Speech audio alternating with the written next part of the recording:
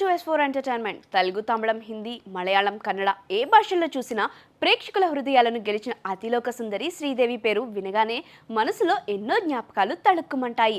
బాలనటిగా మొదలైన స్టార్ హీరోయిన్గా ఎదిగిన తర్వాత ఈమె పెళ్లి తర్వాత సినిమాలకు దూరమై కొంతకాలం తర్వాత రెండో ఇన్నింగ్స్ను మొదలుపెట్టింది. కానీ 2018లో దుబాయ్లో బాత్టబ్లో మృతదేహంగా కనబడటంతో దేశం మొత్తాన్ని షాక్కు గురి చేసింది. ఆమె మరణం ఇప్పటికీ మిస్టరీగా మిగిలి ఉంది. అంతేకాకుండా అంతకు మించి చర్చలో నిలిచిన విషయం శ్రీదేవి చెల్లెలు శ్రీలత ఆమె అంత్యక్రియలకు రాకపోవడమే. అక్క చెల్లెల బంధం ఎక్కడ తెగిపోయింది అంటే శ్రీదేవి శ్రీలత ఇద్దరు చిన్ననాటి నుంచి విడదయ్యరాని స్నేహితుల్లా ఉండేవారు. తల్లి రాజేశ్వరి, చెల్లి శ్రీలత ఇద్దరు ఎప్పుడు శ్రీదేవితో సెట్లో ఉండేవారు.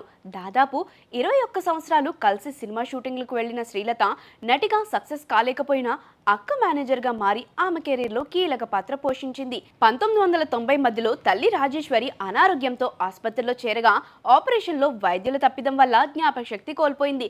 కొంతకాలం తర్వాత 1996లో మరణించింది. అప్పటికే ఆస్తుల విషయమై ఒక పెద్ద మలుపు వచ్చింది.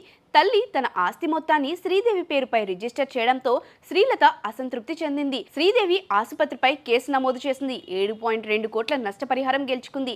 ఈ మొత్తం నుంచి తన వాటా ఇవ్వలేదని శ్రీలత కోపగించుకుందని కోర్టుకు వెళ్లి చివరకు 2 కోట్ల రూపాయలు పొందిందని సమాచారం. ఈ డబ్బు వివాదమే అక్కా చెల్లెల మధ్య గోడను కట్టేసింది. ఈ వివాదం అంతలా పెరిగింది అంటే శ్రీదేవి మరణించినప్పుడు కూడా శ్రీలత ఆమె అంతిమయాత్రలో పాల్గొనలేదు. ఈ విషయం అప్పట్లో మీడియాలో పెద్ద సంచలనమే రేపింది.